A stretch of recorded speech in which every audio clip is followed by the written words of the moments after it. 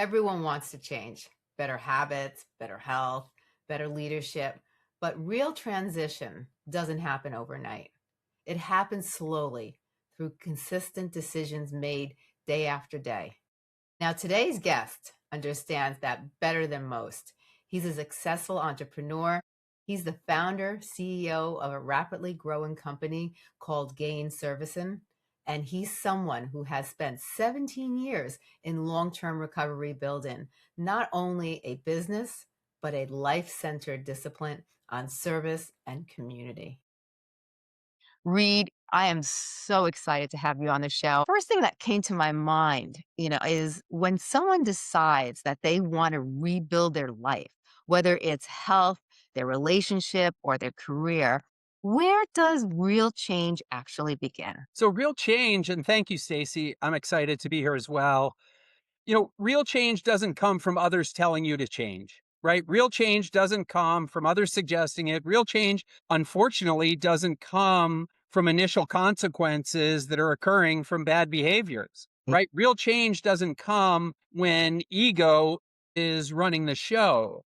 And real change doesn't come, unfortunately, when the puppeteer thinks that he or she can handle whatever it is and control whatever outcomes that we want to control. So Right. in my case, real change didn't come until I got punched in the face.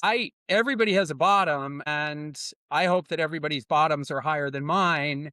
And I, but I created an absolute disaster in which I can go into any of those details, but created a real disaster in which I looked in the mirror and I wanted to stop. I wanted to stop using. I wanted to stop drinking. I was a highly functioning addict and alcoholic, Yeah. highly functioning for multiple years, burning the candle at both ends, but with ego driving the show. So, in answer to your question about the catalyst for change, it's really when people hit bottom, right? We've Yeah. got to look up ourselves and give up and be willing to turn our lives over. And first of all, recognize that they've become unmanageable. Exactly. Now, you had 17 years of sober is like incredible. That's like an incredible accomplishment. But recovery isn't it's much more than just removing something from your life. It's about rebuilding who you are. And what's, the biggest lessons that you actually learned in your years of recovery because like you said, you have to hit rock bottom. Most people have to hit rock bottom before they actually want to do something. And, for you, when you hit rock bottom, you started to rebuild yourself. So what were those biggest lessons that you learned in those early years of recovery? So, Stacey, if you don't mind, I'm just going to back up a little bit before the recovery begins because that first part of recovery is absolutely phenomenal, right? There's a pink cloud, and I'll describe like the things getting better and the things that I did that got them better, or that really that I didn't do, but that I was gifted. But Ah, I want to just share with folks a little bit. So, I grow up overseas as a kid. I grew up mostly in Tokyo, in Japan, mhm, all of junior high and high school. mm, I'd had some early childhood traumas that, in hindsight, wasn't alcohol and drugs were a wonderful cover or hiding mechanism for those traumas that I had experienced. And mhm, living in Tokyo with no drinking age and the clubs wanting gaijin, foreigners, in their establishments, and nomi hodai, tabe hodai places, all you can eat, all you can drink for very inexpensive, yeah, and that being part of the culture. I was, my close friends from growing up in Japan, a third of them are dead. yeah, A third of them are in recovery, and a third of them are living wonderfully normal lives that I am incapable of living. And so I just share that, like, that started off as a great way for me to cover up some traumas that I didn't know to deal with, that I didn't know how to deal with it. And so I got on a gerbil wheel. I got on a gerbil wheel at university. I'd burn the candle at both ends. I went to Wall Street as an analyst. I moved to Europe and I was working. Things are going phenomenally well on the surface. And fast forward, I run European capital markets for a large investment bank. I have an absolutely amazing professional experience. I am fortunate enough I'm fortunate enough to take a company public. That is, just a wonderful experience. I then take a public company private. Now, keep in mind, this is because my ego is driving everything, right? I am Yeah. on this gerbil wheel. I am highly functioning, using and drinking and working around the clock, high energy environment, kind of Wolf of Wall Street type stereotype, if you will. And I decide that I want to now test a hostile takeover. That Mhm. I want to, and that's ego, right? Yeah. So I look for public companies in which I think they're undervalued for various reasons and so on and so forth. And Right. I find one and I spend 2 years in a chess match to force this company to sell to me. Yeah. And I will tell you, I quote unquote successfully did that. And when I did, the boardroom where we were signing those documents, one of these beautiful 70-person long board tables with formal documentation and different pens at each stage for me to sign various forms and finalize and complete the acquisition and the taking private of this public company, Yeah. was the single most lonely day of my life. Mm. Sitting there at this zero-sum game that I had pretended I believed I had to win and they had to lose was the loneliest day of my life. In addition to that, I had gained 50 pounds over that 2 years. I Mhm. worked between 16 and 20 hours a day. Mm. I did not take care of myself and I drank and used. Yeah. And so I was abusing my body. I had put on 50 pounds. I was an absolute wreck. And of course, what happened next? 2 years later, the Great Recession happens. Mhm. It was a restaurant company, 188 locations. When I modeled out downside and the Mhm. leverage that I was going to use, the company had never had negative same store sales. So I Yeah. thought modeling out -5% was a good idea for downside deviation. In the Yeah. Great Recession, same store sales were down 13%. The thing came completely unlevered and unwound. And I went from $50 million in equity to $22 million in contingent liabilities. In Wow. other words, I was completely devastated financially and upside down. Mm. You could say, in hindsight, deservedly so, Right. right? Because it was my ego that drove that. It was a zero-sum game that did that, belief Yeah. that did that. Today, I believe that abundance can be created, and I think we should talk about that. But I want to just share like what led to my bottom. By the way, knowing all the way along, looking for and finding people that weren't drinking and weren't using and asking them and how they did it. And there's always like that little bit of an outreach as you should stop, but you just kind of can't. And so I had a trauma at the end of kind of a confrontation at the end of 2008, really brought it all to a head for me. And Yeah. having really lost everything, so I walk into the rooms, and I'm talking about the rooms of Alcoholics Anonymous and Yep. various, very AACA, DAA, like any of these kind of Yep. meetings that are 12-step programs. Right. I walk into those rooms January 10th, Mhm. 2009. I am devastated. I have $22 million in contingent liabilities hanging around my neck. In essence, I am completely upside down, completely insolvent. I am a perfect candidate for bankruptcy. And I know in the back of my head that that is not what I should do. Now, Right. everybody advises, attorneys, accountants, they're like, that's what the bankruptcy laws are for. This is what's happened, and you don't need to bear all of this. Yeah. But there was just something that said, don't do that. And Right. instead, I walk into the rooms. So, in answer to your question about the early stages, I'll now get to that. But I just want to share like, I am physically demoralized. I am a bloated mess. I am unhealthy in every regard, Yeah. spiritually, mentally. Everything that I'm doing is derelict, Right. right? Nothing wholesome, gracious. It does not feel surrounded by goodness at all. And I have Right. created all of it. And that Christmas of 2008, sitting with family, sitting with my mother, and nobody said a word. And that silence was Mm. the most painful that I had ever experienced. And Yeah. they didn't need to say anything because, oh, by the way, when they had told me previously that I should stop or I should change my lifestyle, right? Yeah, yeah. What do you know? Right. I, I think my wife at the time said that when she told me to stop or suggested that I should, that I laughed Yeah. and said that's not happening. Now I don't even remember that, but I believe her.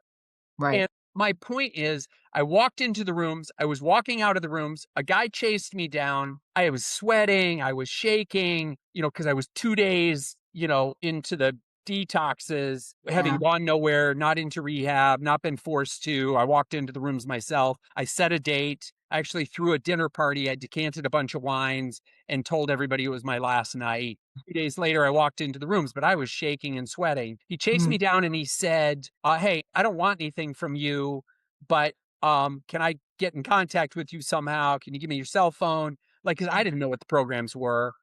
So this was just somebody helping and reaching out. And he said, by the way, do you eat sugar? And I said, no. He said, who are you kidding? I said, what are you talking about? He said, do you understand how much sugar you've just given up? And I was like, no. And I was just out of it. And he said, go to the store now. Go get chocolate and orange juice, put it in your refrigerator. It'll get you through this first week. And nothing could have been more helpful. Right. And so and I was in 5-minute increments, not don't Yeah. drink for today or don't use today, like don't drink in the next 5 minutes. Call Right. somebody. And I got a sponsor, and that sponsor had me call him and do step work every single day. And what Mm. happened over the next 5 years is that it worked, right? Working the program, identifying, giving up, realizing your life is unmanageable, Yeah. giving it up to God. And by the way, I will go ahead and relax that and say, I don't care what your higher power is. For me, it's God, Mm. but it doesn't matter. I am not preaching to anybody. I am not saying whatever higher power that you believe in, and Right. don't tell me you don't believe in it because that means that you believe that you are the highest authority in the Yeah. universe. And I haven't Mm. met an individual that believes that, right? Yeah. They may believe that a collective room is, they may believe that music is, they may believe that something is bigger collectively, a soul that exists. They may, whatever, it doesn't matter that Right. there's something bigger than you. As long as you can believe that, you're on the right path. And Yeah. once you do that, you have to then create a fearless moral inventory, right? You have to admit that inventory to another individual and to God. You then Yes. have to make a list of all that you have wronged. You have to go through that. You have to then make amends to every one of those people. And Yes. you then have to make daily amends and then go out and be of service to others. So Right. I'll stop in 1 second, but I just want to say that first 5 years was an absolute pink cloud because every single day, and I want to tell you what happens after that, but every single day I was working the program and every single day I was doing something. And every single day, by the way, I was making progress on paying down $22 million in contingent liabilities by selling assets, by doing different things, by working and restructuring, and so on and so forth. And was it a surprise? To me, it was. But to God, it wasn't. Everybody. I lost everything myself, but I paid off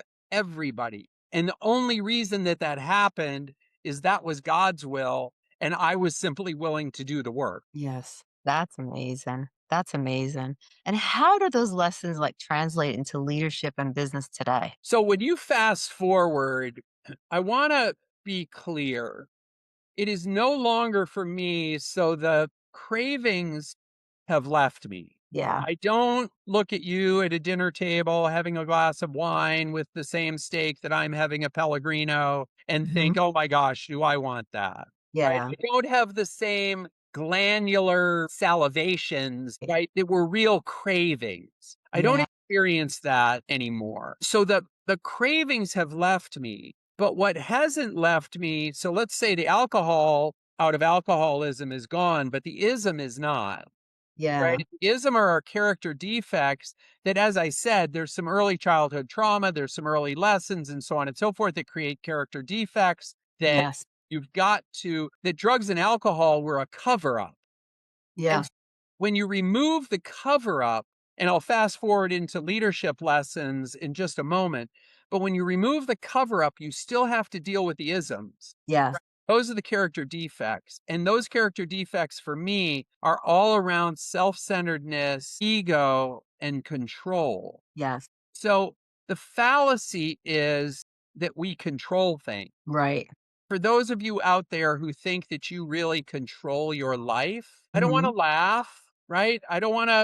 Uh, I just want to suggest that you consider we may not control everything that we think we do, that there Exactly. is a higher power and that you can pray and you can wish for and you can do things as Yeah. long as it is his will, right? Mhm. So, in terms of leadership lessons, I am far better today at letting people make mistakes. I am Yeah. far better today at empowering people who run parts of the organization to make decisions that they believe are necessary without fear of micromanagement. Right. Far better today at creating abundance for others. I Yes. am far better and of the belief that something coming from me is not a loss to me, Right. that something coming from me to others can be multiplied, and that the wave of return is far greater. The more I am of service today, Yep. the more goodness that comes back in waves. And so Yes. the leadership lessons are for me, get out of my own way. Yeah. Like, stop with the ego that I all of a sudden now I love the conversation of I've analyzed these things. I've taken a look at this. I really feel like A or B are the best options. What do you think? To Right. collaborate, to let others do that and make those decisions. Yeah.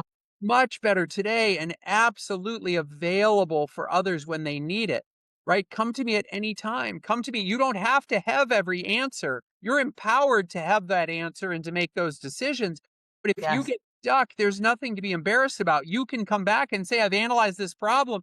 I've gone down this rabbit hole. I've eliminated C and D, but I'm still stuck. I don't really know where to go other than A or B. What do you Right. think? Right? I will have those conversations all day. The Yes. thing I have more trouble with is I have a problem. No, don't stop there. Do a little more work. Examine what that problem is. Look at what the underlying components are that lead to that. See if you Yeah. can come up with some alternatives and solutions. And Right. I'll also challenge people. A lot of times there's a default to just throw money at a problem.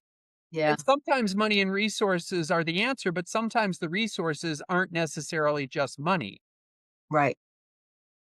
My biggest lesson was the demoralization that occurred for me to realize and recognize that I certainly wasn't the center of the universe, Mm. and that I certainly, my ego and puppeteering and desire to control almost every engagement and outcome, I would have multiple conversations with multiple people in my head. Yeah. Right? That is the itty bitty shitty committee talking to me about things that absolutely make no sense, do not matter, and are projections. Yes.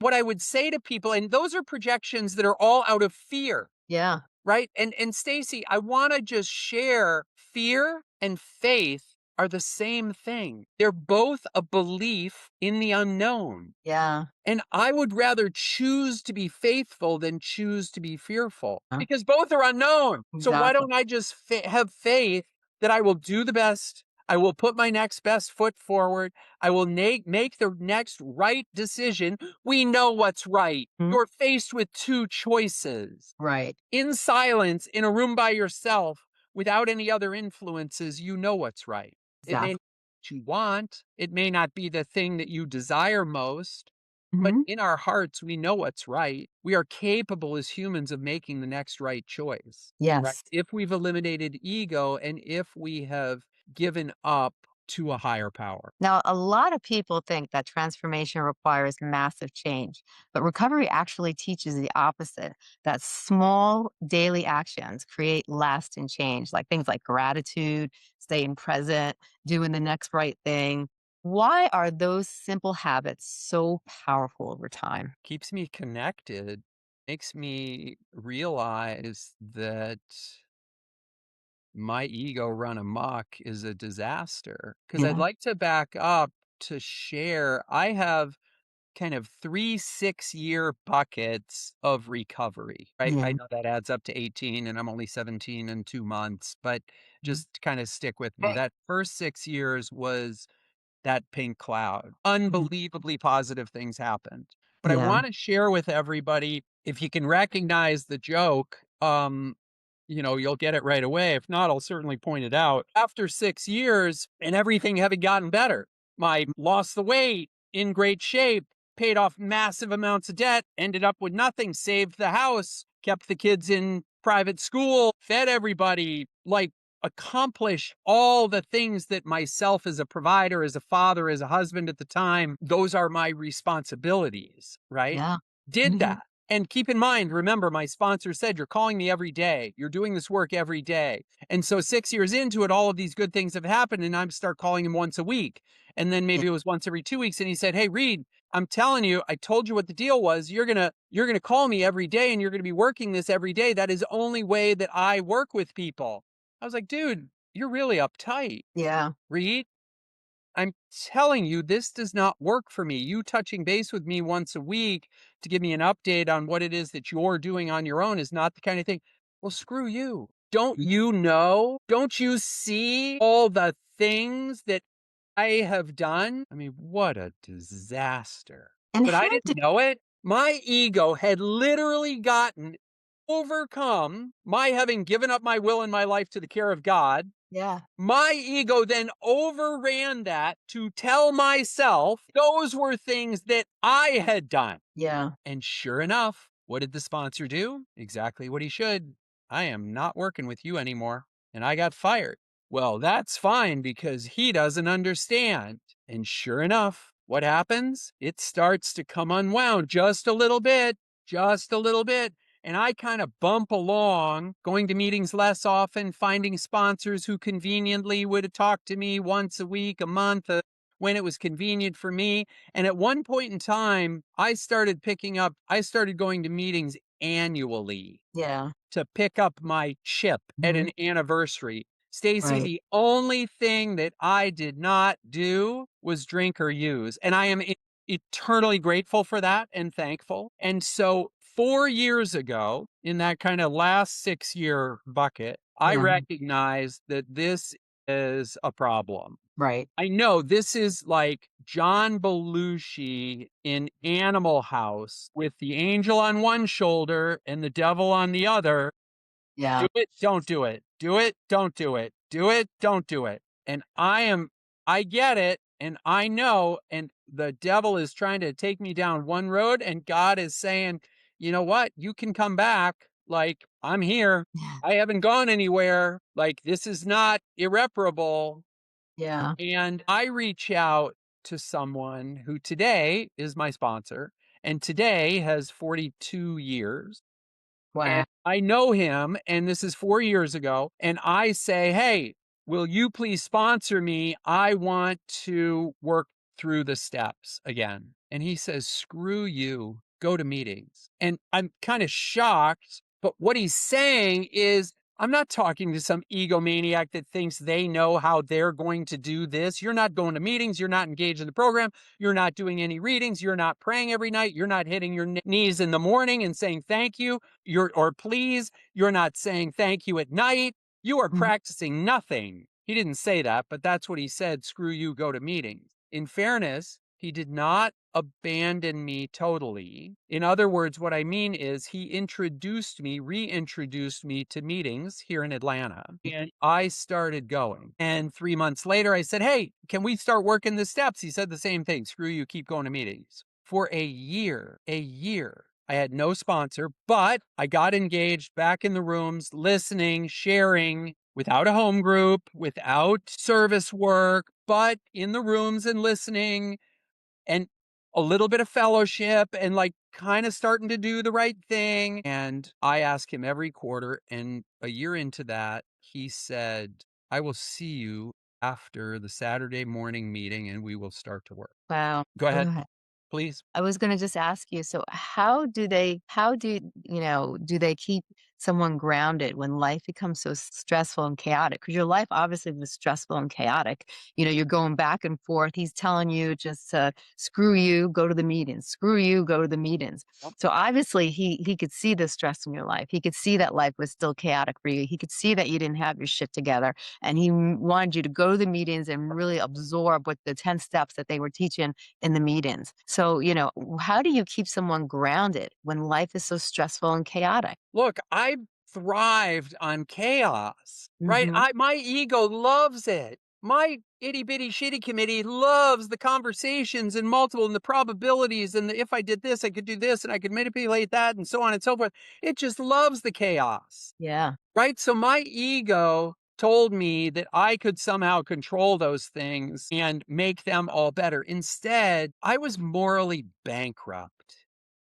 I was destroying relationships. I was harming people, right? Mhm. I was dishonest, Yeah.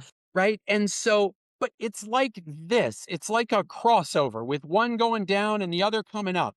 And I'm Yeah. trying to work the program and I'm trying to have this piece come up and I'm trying to get better and I'm working the steps, but I'm living a dishonest life. Right. Right? I'm still trying to manipulate. I'm still trying to control and my behaviors and actions are starting to have my life become unwound. Business is starting. Oh, by the way, I will say, incredible in what happened in that first good 6 years. What happened was I paid everybody off. Two of the investors that had seen me go through that were large trial attorneys Mm. and asked me to come and see them. And I went to visit. And while I was with them, they asked me to set up a business to advance money to their clients. Mhm. This was put on my lap to pay for expenses, usually mortgage and rent, while they were awaiting settlement. Yeah. And so I agreed to do that. So I started building this business in the litigation finance space. And I took that business, I expanded it into the medical space where I would pay for people in litigated claims to go see doctors that they Yeah. either were uninsured or underinsured for. So I Right. started providing medical services and kind of bill paying services. And this business got bigger and bigger and bigger. And I then launched a technology platform that serviced all of those litigated claims, right? Right. And that got bigger and bigger.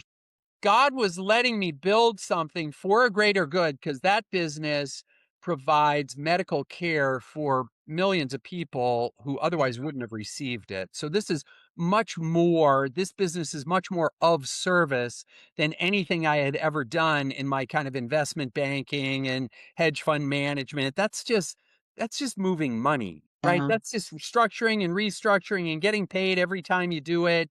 I mean, it's Yeah. very profitable, but it's not morally rewarding, or I didn't find it morally rewarding. And so Yeah. this business continued to grow. But what I would say is it ran into its own limitations. And in hindsight, those limitations were because I had the isms, right? My character defects were still in full force. My dishonesty and desire for control was still being exhibited. And God, in essence, was only going to let that business get so far. And Right. so things kept coming unwound.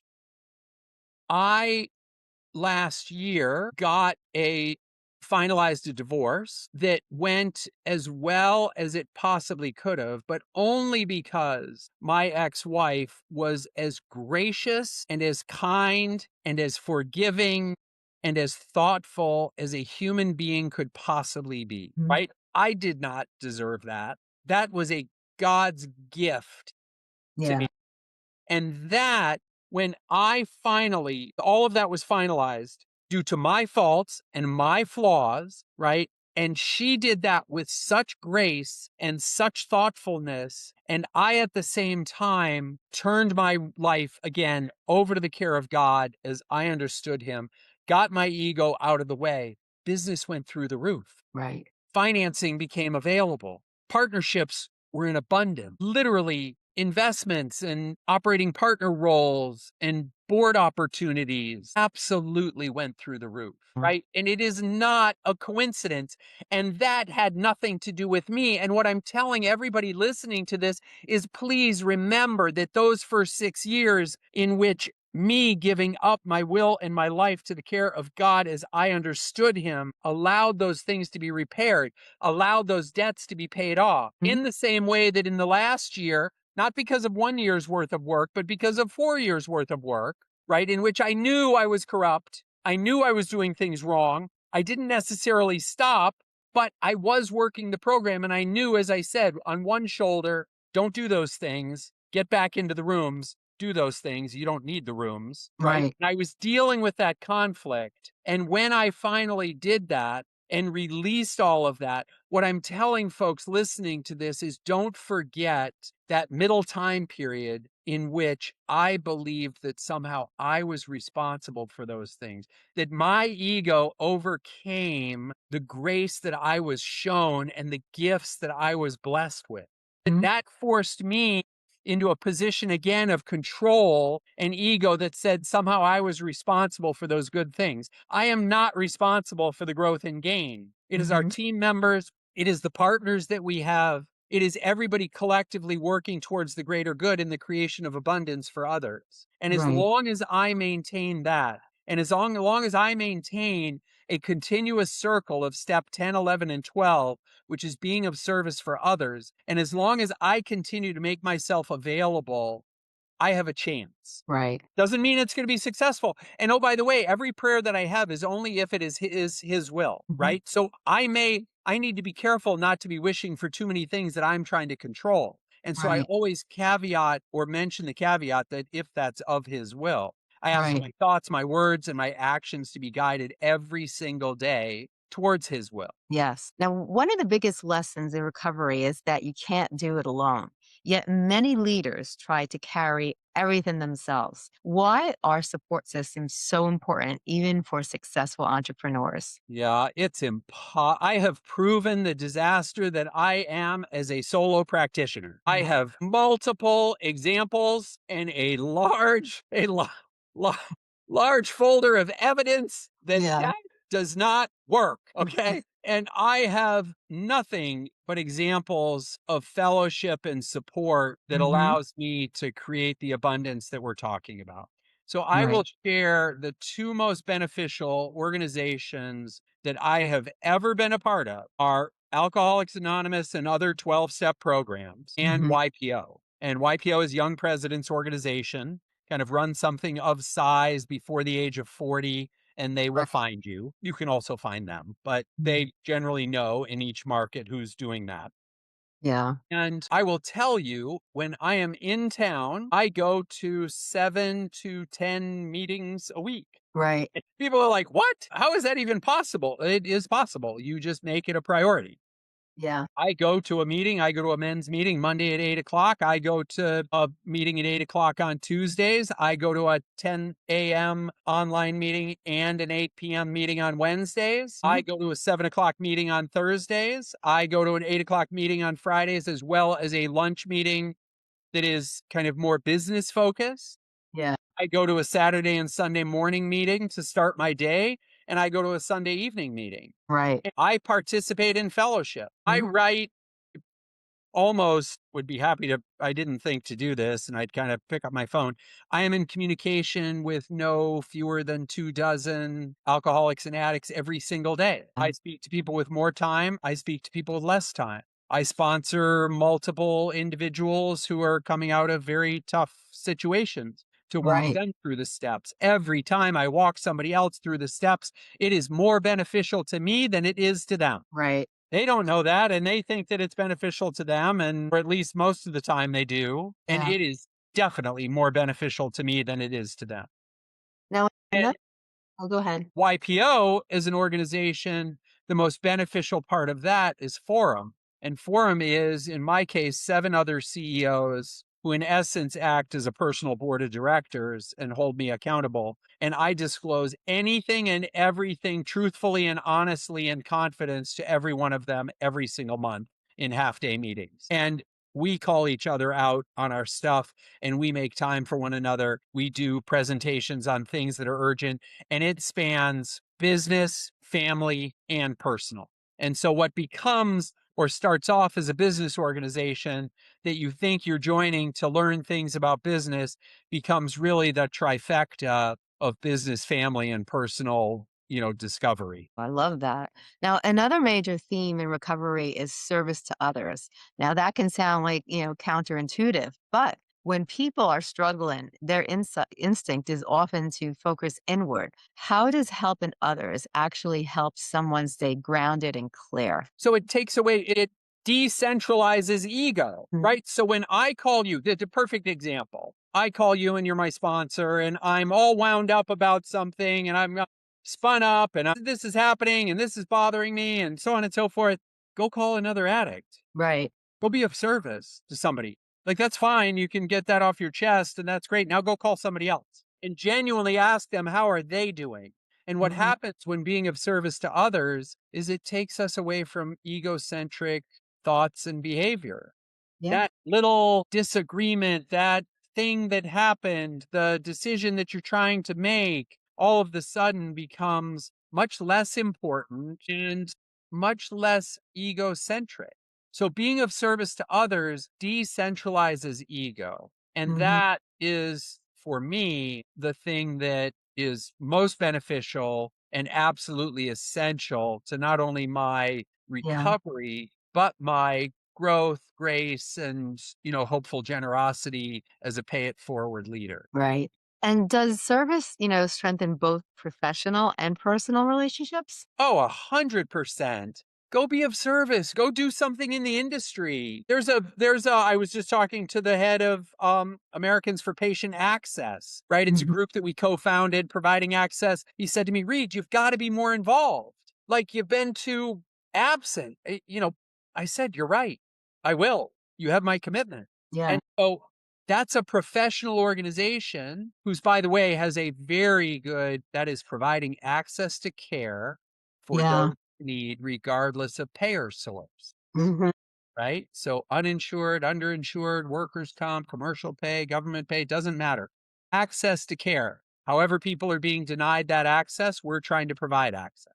Right. And so my point is that's of service to the greater good. It happens to be professionally focused, but that is helpful to my recovery, equal to, I would say, talking to another addict or alcoholic. Right. Let's talk about performance. Like many leaders, push themselves hard and eventually they burn out.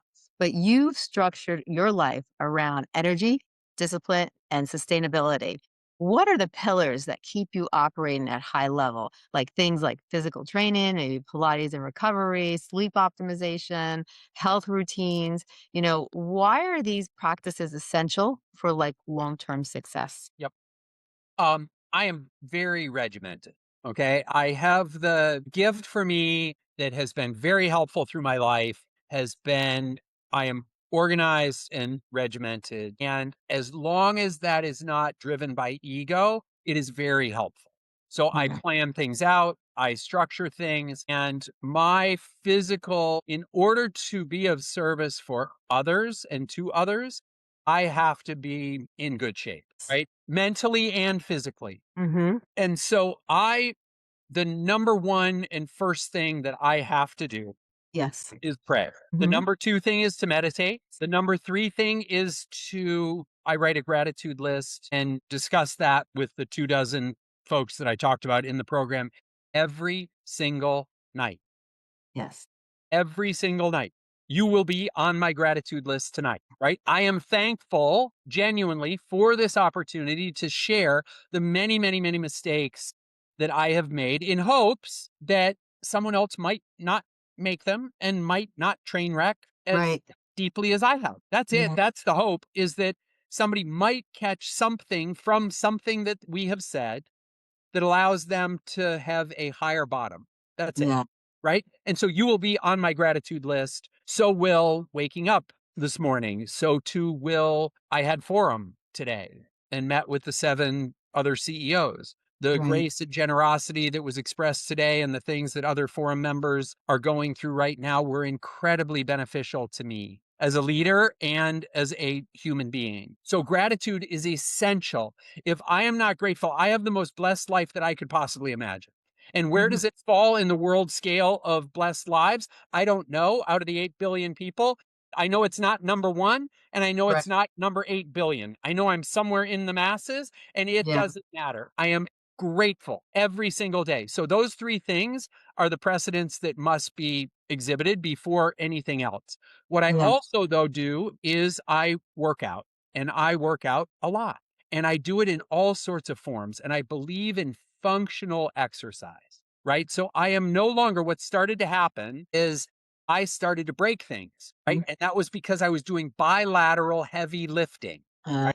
And so it wasn't bones, it wasn't muscles that were incapable of very heavy lifts. I was Yeah. actually very strong for my size and weight. But Right. tendons started ripping and ligaments started ripping. And a couple years ago, I had Tommy John surgery, right? I Mhm. completely tore that ligament off of my arm due to heavy lifting. And I Yeah. came out of that going, I cannot afford 9 to 12 months off, right? Which was the recovery. And so I started looking at functional workouts. Those are multi-muscular, simultaneous movements and training. There are a number of programs that are available, but it is Yeah. functional exercise rather than bilateral exercise, right? I started doing, now cycling is fairly bilateral and does not fit with the beliefs of functional exercise, but I do occasionally cycle. I used to cycle a lot. I do that less. Right. Pilates is a little more bilateral and not as functional, but some forms of Pilates are more functional.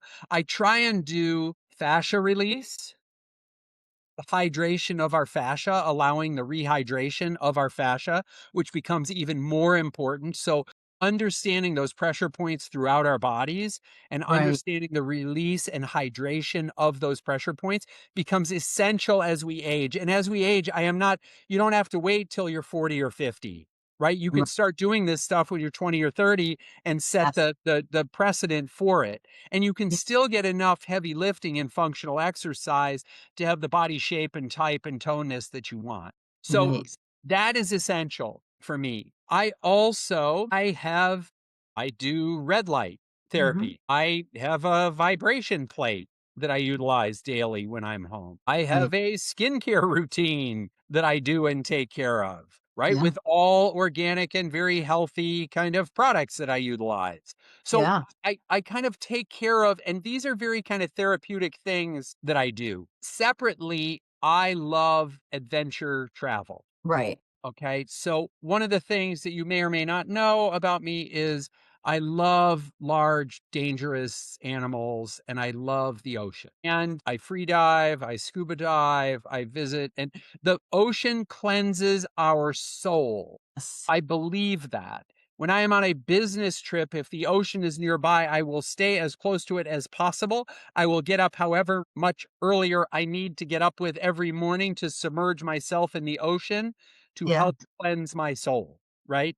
I have gone on trips to Baja, to French Polynesia, to most recently to Indonesia, to Australia, to the Caribbean, and I have a variety of kind of wish lists that I continue to knock off, all with mostly with large, dangerous animals. I find it exhilarating. I find them less dangerous than people think they are. I Yeah. will just say Jaws did an amazing disservice to the population that made sharks appear to be scary. They are elegant, graceful, dangerous, but it is their world and their ocean. The apex predator in the world really is the orca. I find them magical, humpback whales, and all sorts of mantas. I find the ocean to help me continue to recognize and see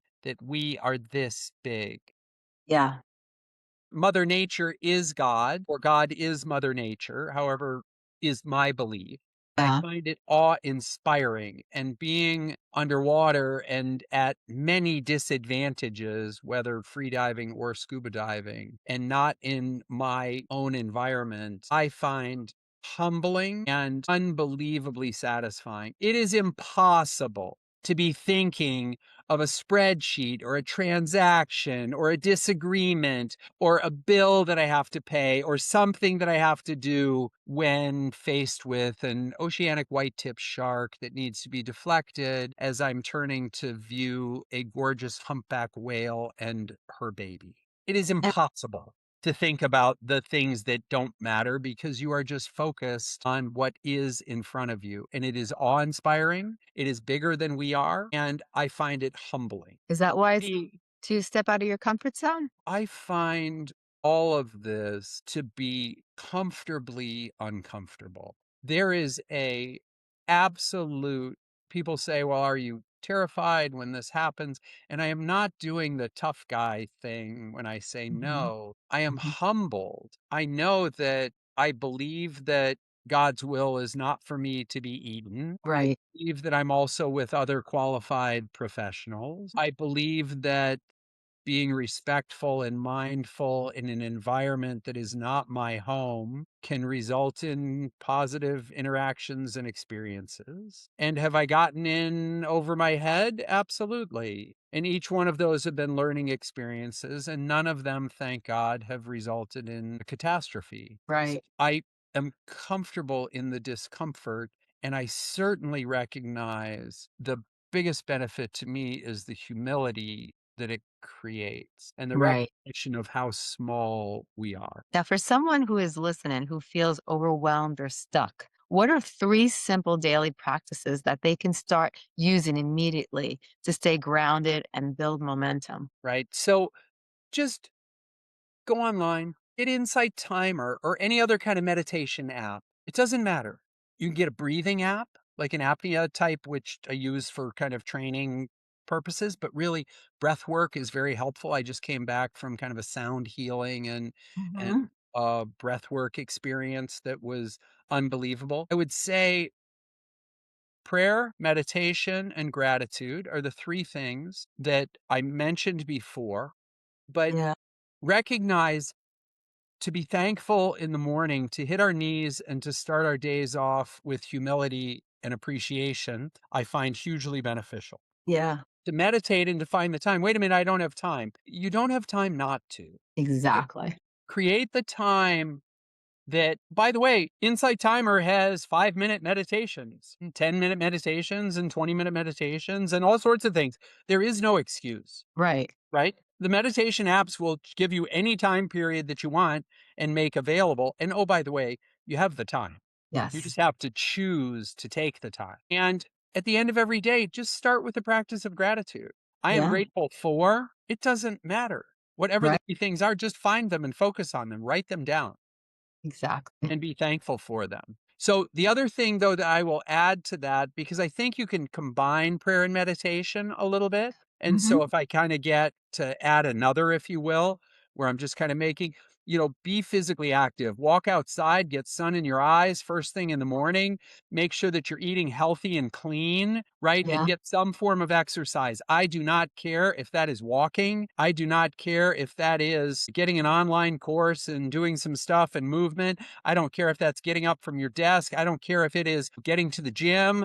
I don't Yeah. care what it is. And I would also say move exercise towards functional exercise and away from bilateral exercise. Now, anything is better than nothing, but functionally, you're going to want all of your body parts kind of moving and engaged, and our bodies are connected. We were meant to be walking, running, throwing as kind of human beings as we evolved, and think of those movements as kind of essential to keeping the body moving. And also getting in the sun first thing in the morning and getting that in your eyes just helps set your circadian rhythm.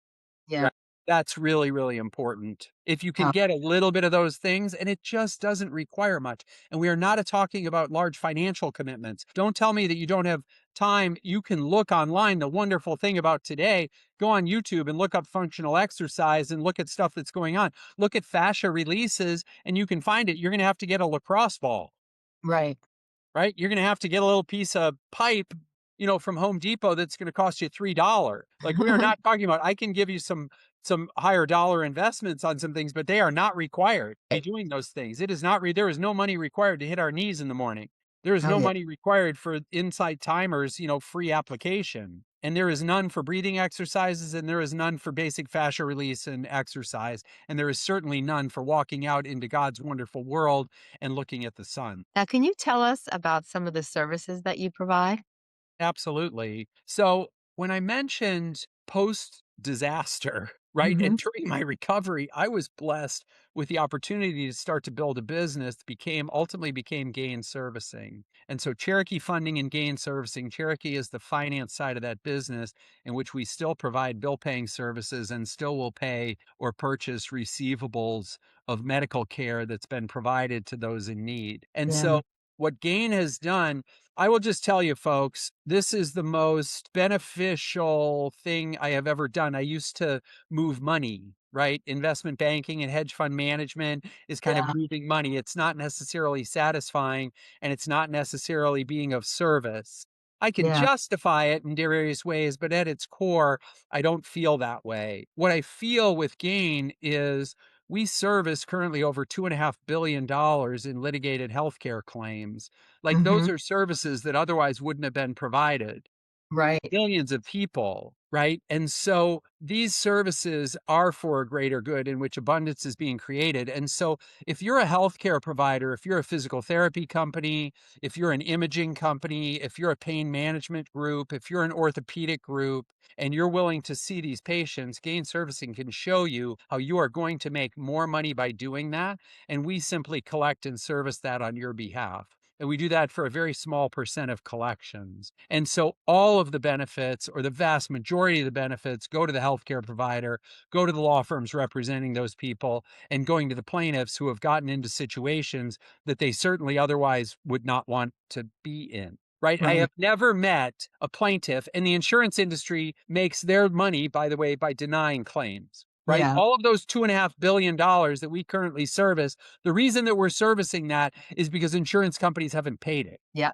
right? So we are helping with the ecosystem of attorneys who are forcing insurance companies to pay that, Yeah. right? And we're servicing those case updates and ultimately collecting the reimbursements for doctors. So just Right. keep in mind the insurance industry is full of it, right? What Yes. they will have you believe is that these are frivolous lawsuits. What they will have you believe is these are runaway jury verdicts. What they will have you believe is that these are ambulance chasers, and nothing could be further from the truth. It's not Right. that there hasn't ever been a frivolous claim. That's not what I'm saying. What I'm saying is out of $2.5 billion in claims, the absolute vast majority of those are claims that have all been denied, right? Mhm. A tiny, tiny percent you could argue, and insurance companies are arguing, but $2.5 billion in claims, really, folks? That is Colossus on the other side. That is the claims denial platform that the insurance industry uses. And keep in mind, those ambulance chasers, frivolous lawsuits, etc., runaway jury verdicts, those are all phrases that have been developed by insurance lobbying groups, right? Right. They're monies that they spend to come up with marketing that helps the plaintiffs be disadvantaged. And by the way, those are all pre-tax dollars that they're spending to do that. In addition, they're spending pre-tax dollars for advertising. Okay. Who are those advertisers? We've seen them: Flo, Gecko, Mayhem. He's kind of funny, right? That deep voice dude. Chris Paul and Aaron Rodgers and other athletes that are employed by State Farm. All of those commercials somehow make you think that the insurance company will be there in your time of need. And as you and I both know, and everybody out there, please wake up. They make money by denying claims. They make money by pretending to be there, but not really. Who has ever submitted all of their claims in an injury and or damage claim and had them immediately reimbursed in full? Yes. A very small percentage. Stacey, you were sharing with me a disastrous situation that happened to you, right? I would Mhm. never want to have that happen. And I don't want to have that happening to anybody else. And why in the world you had to wait 4.5 years and jump through the endless hoops that you had to jump through is disgusting. And Yeah. that's what I see every single day times $2.5 billion in claim. So if Yeah. you're a provider in any one of those spaces and or the facilities that orthopedists or pain management doctors utilize, then talk Yeah. to because in collection and in collaboration, we want to work with you. If you're a law firm, now we have 20,000 law firms on our platform. We have 5,500 healthcare providers. We are in all 50 states. So we are the dominant kind of provider in this space. But if you don't know Gain or aren't using Gain, we collectively do better together. We collect more for providers. We do it with less losses and less write-offs, right? We Yeah. give better case updates. We're in communication with the attorneys and the docket systems that exist to really Mm. let you know what's going on. And we can also help with kind of cash flow projections to show you when these claims anticipate being collected for you so you can anticipate when it is you're going to get paid. And Yeah. we also have financial services that offer advances against those claims, right? This is an incredible feel good business in which we're providing care for those in need and financial answers to Yes. insurance companies are not saying, "Oh yeah, well you're injured and while we're reviewing this claim, why don't we Yeah. pay your rent? Why don't we pay your mortgage?" What they're doing is they're trying to force you into a disadvantaged situation. So the billions of dollars in influence that they spend in lobbying to legislators affects change. When you hear Yeah. about tort reform in various states, reform means more progressive. Yeah. Reform means greater access. Reform means easier submission of claims. That is not what happens in tort reform. Those are insurance lobbying efforts to limit access to justice for Hmm. plaintiffs. So my point is our services are for a greater good. It is genuinely part of the service that I provide, right, in recovery, right? Yeah. This is about paying it forward to others. And yes, it is capitalist uh, enterprise. And yes, we make money doing it, but the vast majority of those profits and proceeds are going to the law firms, to the plaintiffs, and to the healthcare providers. And we are simply helping to facilitate that to the Where highest reimbursements possible, where right? can people find you?